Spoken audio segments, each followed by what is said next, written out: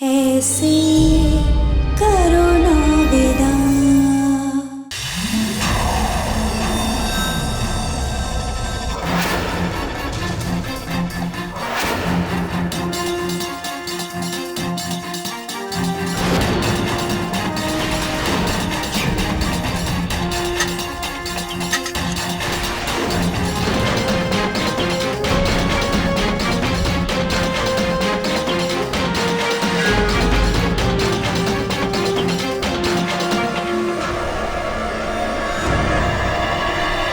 शाबाश कुंवर, चलाइए गोली और सब कुछ खत्म कर दीजिए।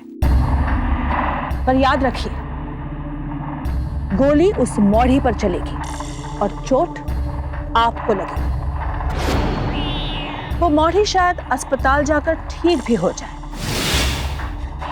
पर आपका भविष्य अभी और यही दम तोड़ देगा, क्योंकि रानी मां और उनका न्याय आपसे न सिर्फ संपत्ति का अधिकार छीनेगा, बल्कि आपको सलाखों के पीछे पहुंचा देगा। तो क्या चाहती हैं आप? जिस लड़की ने हमारी जिंदगी हराम कर दी, जिसकी वजह से हम रात रात भर सो नहीं पा रहे हैं, उसे हम ऐसे ही छोड़ दें ताकि वो दुल्हन बनकर हमेशा हमेशा के लिए हमारी जिंदगी में आ जाए? हमने ऐसा कब कहा कुंवर? तो क्या कहना चाहती हैं आप? आप चाहती हैं कि जो हो रहा है मुझे होने दें, रानी मां की धमकियों से डरकर अपना सर झुका लें? हमने किसी भी कीमत पर हारना नहीं सीखा है दाई मां। आज हम इस लड़की को हमेशा हमेशा के लिए अपने रास्ते से हटा देंगे।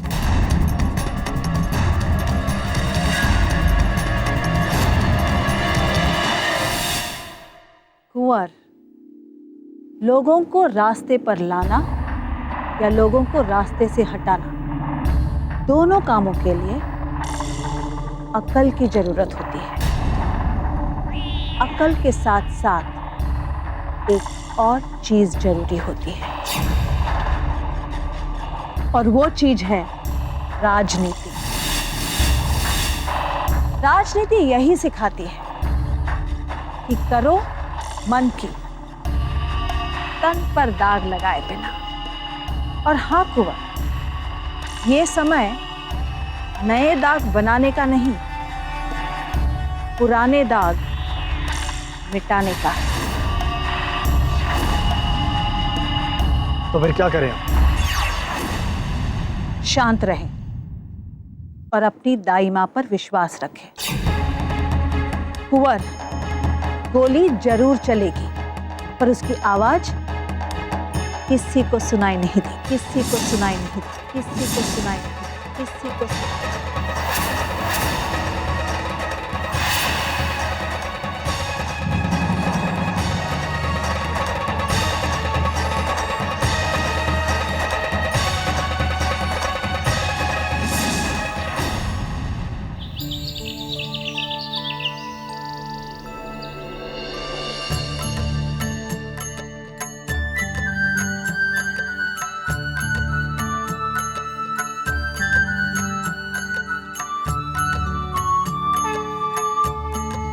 देवी माँ, तू तो सबके दिल का हाल जानत है। बस न्याय करना मेरी मोड़ी के साथ।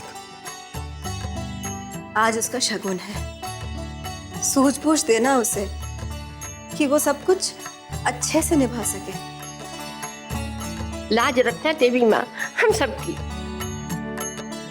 हे माता रानी, सही गलत आपसे ज्यादा अच्छी तरह कौन समझाए। बस हमको आशीर्वाद दो कि आज सब कुछ सही और अच्छे से हो जाए। हे देवी माँ, मुझे आशीर्वाद दीजिए ताकि मैं अपने परिवार को खुश रख सकूं। मेरे परिवार के ऊपर से बहुत बड़ा तूफान गुजरा है, पर मुझे मेरे परिवार को उनकी खोई हुई खुशी वापस देने के लिए ये शादी करनी होगी। इन सब की खुशी में ही मेरी खुशी है।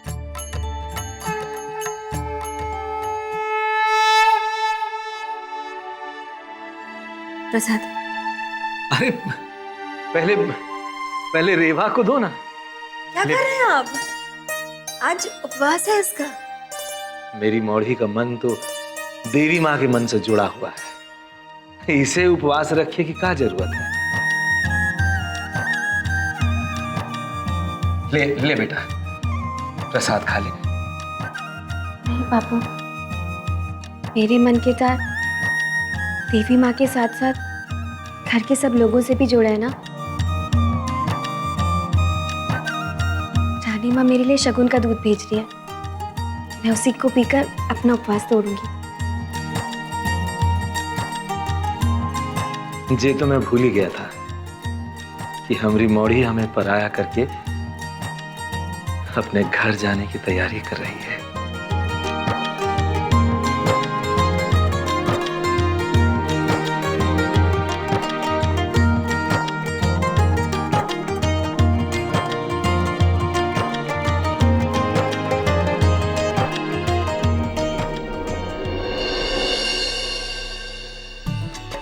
अरे फलों की टोकरी अभी तक यहीं पड़ी है, जाओ जाकर गाड़ी में रखवा दो। जी रानी माँ।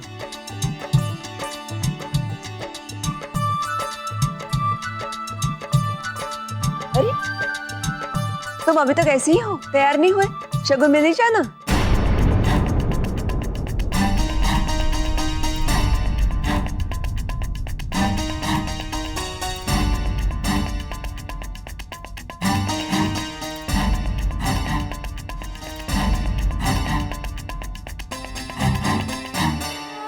कभी कभी भगवान भी क्या करते हैं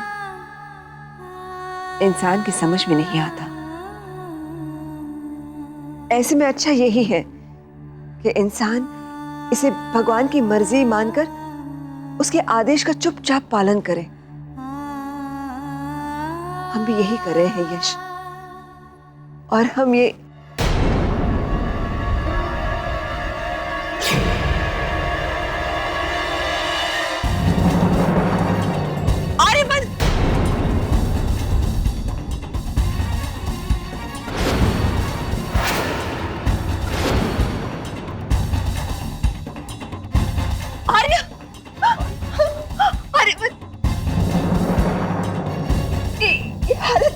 कुंवर जी के गाड़ी का एक्सीडेंट हो गया रानी माँ। एक्सीडेंट? कैसे? पता नहीं कैसे गाड़ी के ब्रेक फेल हो गए। वो तो कुंवर जी ने समझदारी दिखाई और गाड़ी से कूद गए, वरना आज गाड़ी के साथ साथ कुंवर जी भी खाई में गिर गए होते। देवी माँ का लाख लाख शुक्र है।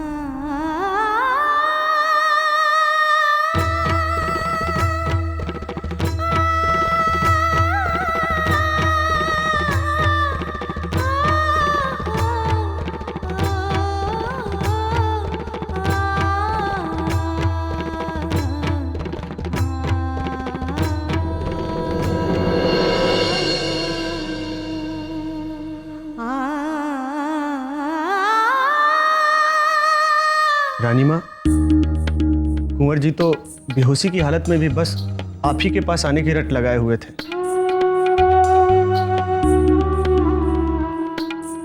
माँ,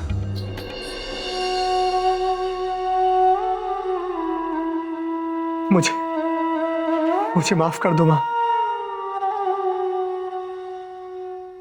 मुझे माफ कर दो।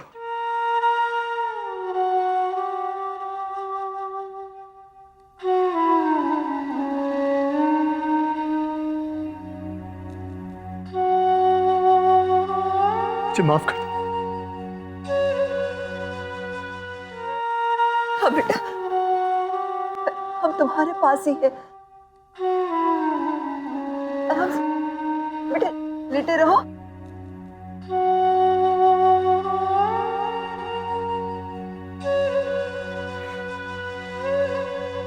आपने बिल्कुल ठीक कहा था, सच में बहुत घटिया इंसान है।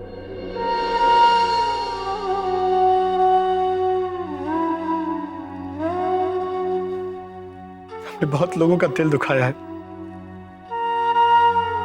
हम हमेशा अपनी छोटी मोटी खुशियों के लिए बिना किसी की परवाह किए जीते रहे, पर आज मौत को इतना पास से देखकर हमें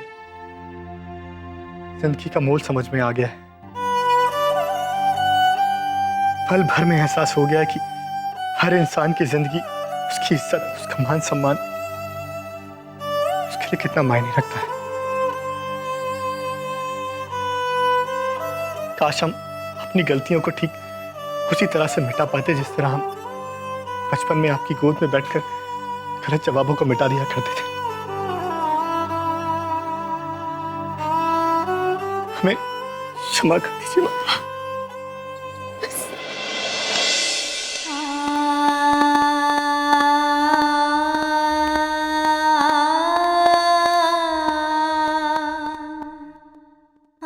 आप चाहे तो हमें हमारी संपत्ति के अधिकार से वंचित कर दीजिए, आप चाहे तो हमें राजमहल से दूर भेज दीजिए, लेकिन हमें अपने दिल से मत बाहर निकालिएगा।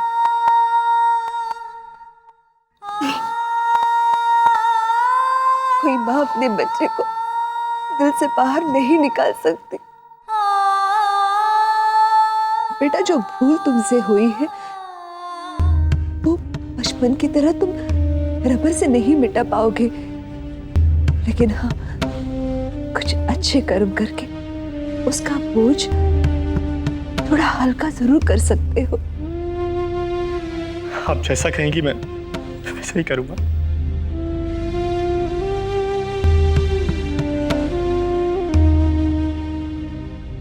बेटा, रेवा से शादी करने के लिए मना मत करना।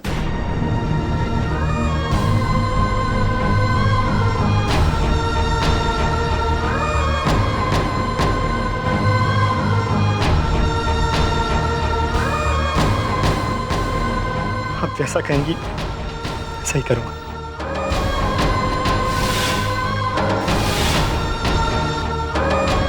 मना कर मैं एक और पाप अपने सर नहीं लेना चाहता।